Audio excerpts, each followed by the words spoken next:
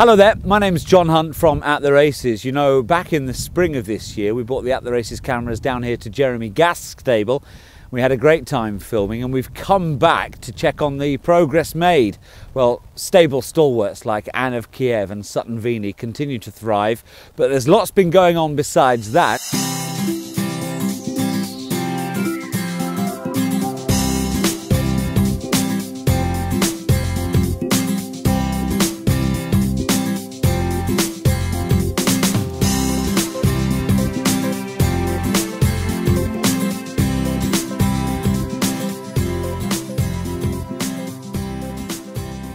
Jeremy, could you tell us a little bit about your background and what brought you to the UK in the first place?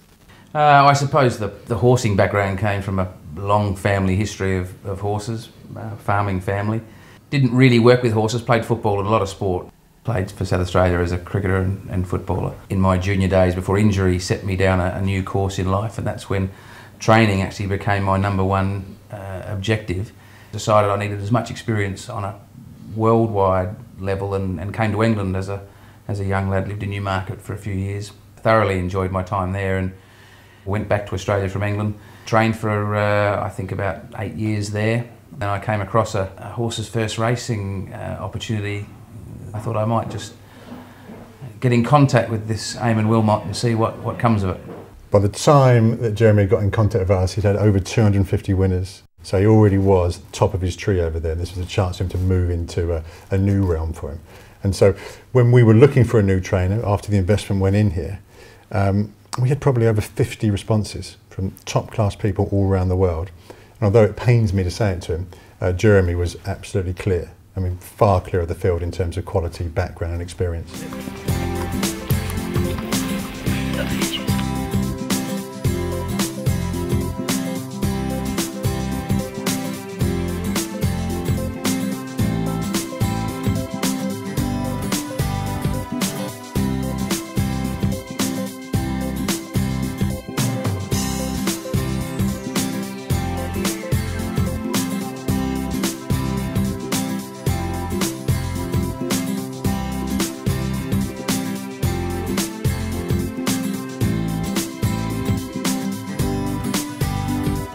Jeremy, all sorts of up-to-date training methods you've got, the stopwatch and the laptop out in force this morning. I think most of the time what you see on the watch or what you can feed into a computer is stuff that you perhaps already know anyway. You weigh horses these days and we do all sorts of things to keep track on us from a scientific level, but I would always think you have to trust your eye and trust what they look like first and foremost. And then if that can help and aid something that perhaps you've missed or something to add to that, so be it, and all the better for it. He's got stronger behind this horse this year. He's feeling great. He gets up that hill. We never used to do much on that hill with him. Yeah.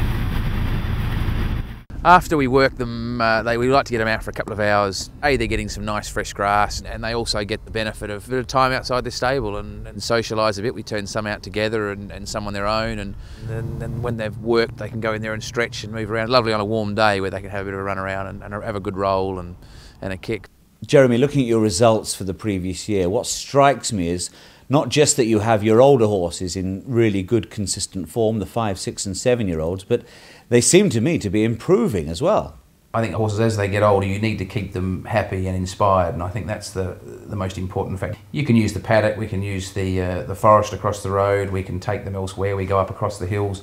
Being able to identify when a maturing horse it does need a bit of a spark or something to see something different and experience something new, and I enjoy that challenge.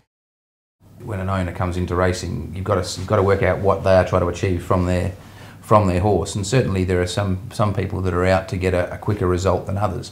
But a lot of my clients have wanted to have enjoyed racing over a number of years, and the beauty of it is they have. You know. Medician Man is clearly too good. Medician Man beats Wildcat Wizard. It's Anne of Kiev, who was arguably unlucky in running last time out, has found her way through here and will come home to the joy of punters. Anne of Kiev runs out a ready winner in the end.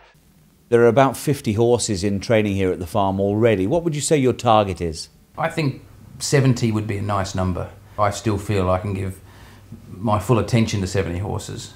The facilities here could cater easily for 70, if not more, but I think 70 is a nice number to work with.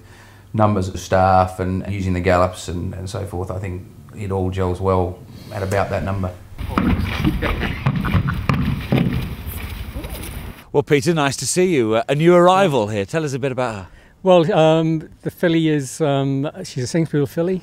She won for us last season, and she's a nice improving sort of filly, so we're hoping for big things this season, and if Jeremy can improve her a couple of stone in the handicap, we'll be quite happy. Well, Jeremy's been pretty lucky for you. Absolutely.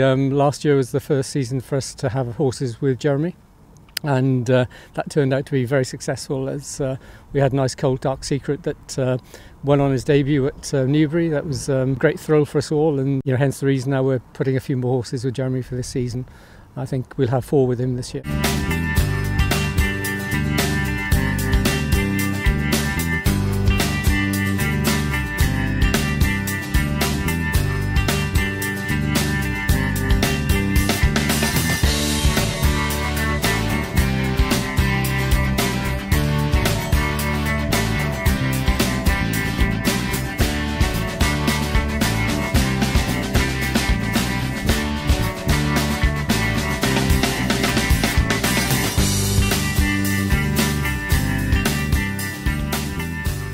You two seem to work really closely together. What is it that makes you gel together so well?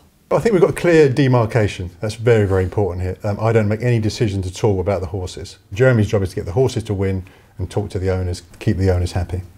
It's terrific to have someone behind you that doesn't want to get involved with the horse side of it. We work well together. When we do get involved and go to the races together, we can throw things about. That helps me to have someone to bounce things off.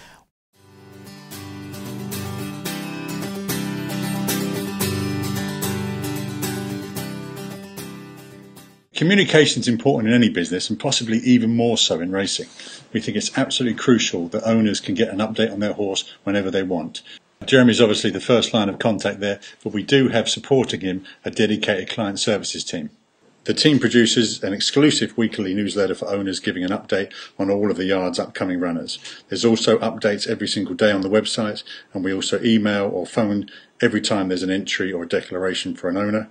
And Jeremy just recently has become very active on Twitter.